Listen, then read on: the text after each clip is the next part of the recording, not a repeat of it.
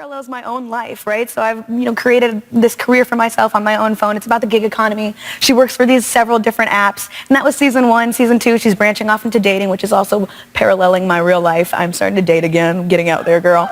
Yeah. Who said the woo? Was it a man? Do something.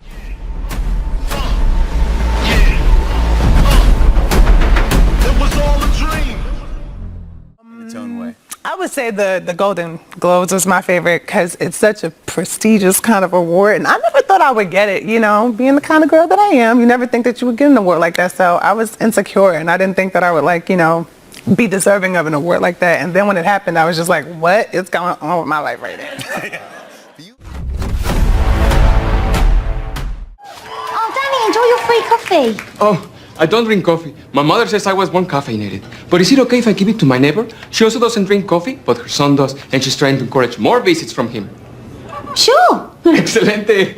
Yeah. So I didn't reach the highest first division level, but I started playing since I was 15 professionally, and I played in different parts of my hometown and Mexico, and then I played a bit in Puerto Rico, and then the dream was that, but then my parents intelligently told me to go for new dreams because I had some injuries in my knees. And if you don't know, now you know.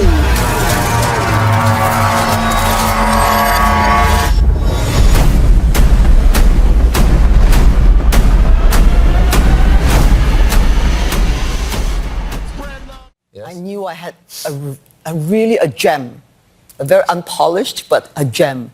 It was so original, it was so absurd, it was wacky, it was weird, it was wonderful. But that what resonated with me was this very ordinary, aging immigrant woman. And if you don't know, now you know. I didn't go back. I had never heard Corey's performance, and I never went back to listen to really? it until about a year after I started, because you have to do what's in front of you, like I'm saying. So if I had been studying somebody else's performance, it may not have been what the director or producer wanted.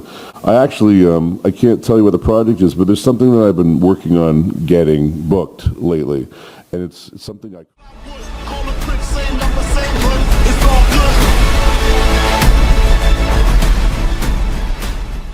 Well, I love his duality. I love his contradiction of self. I thought it was smoke alarm. I love his. He's a contradiction. He's so confident in so many. Certainly not brave in the ways of love. For a man who can entertain a room, he has a hard time.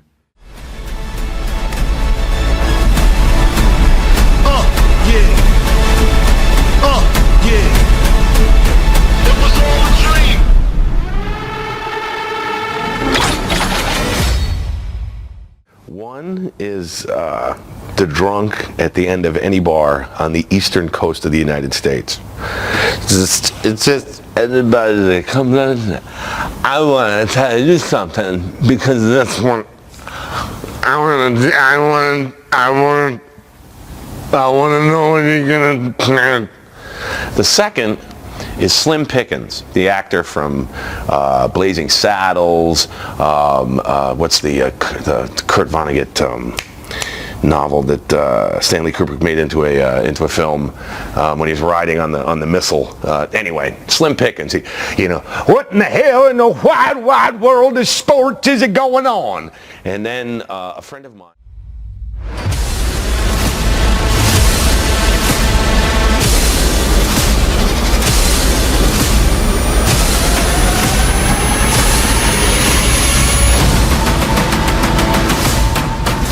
And if you don't know, now you know.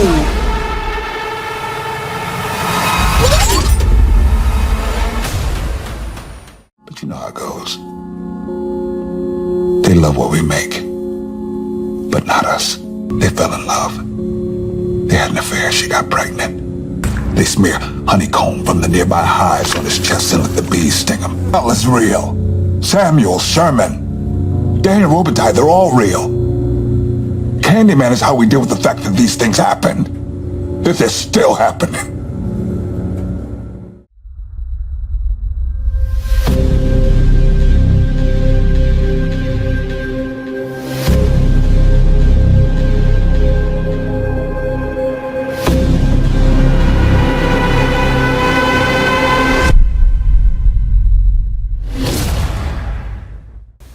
Humans, without your help, the power of life would not have won this day.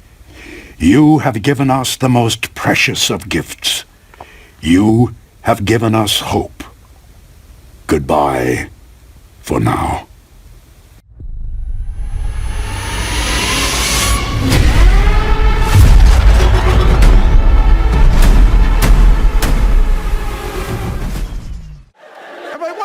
Bill. He'd be like, "Find God, Petey, go fuck yourself."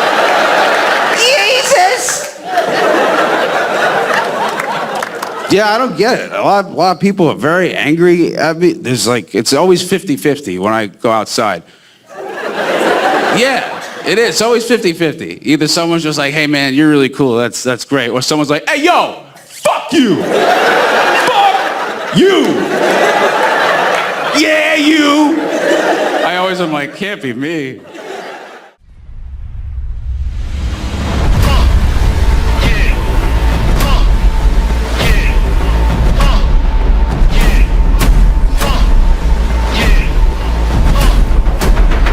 was all a dream.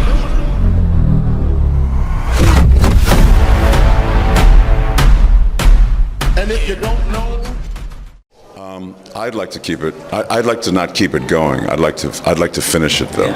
I'd like for there to be a third film because the first two films were set up for this huge resolve, and he already understands what that resolve will kind of look like.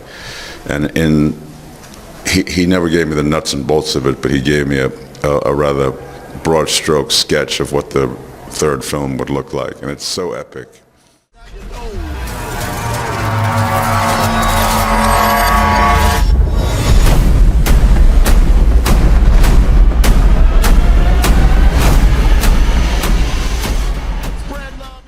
Just, he's in there when he gets excited. He starts, gets really animated. I love that.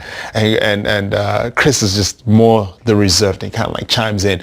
But when I sat with them, they were basically just, giving me their vision about, trying to make a statement in today's society. And, because they got their finger on the pulse of what's happening right now. and if you don't know, now you know.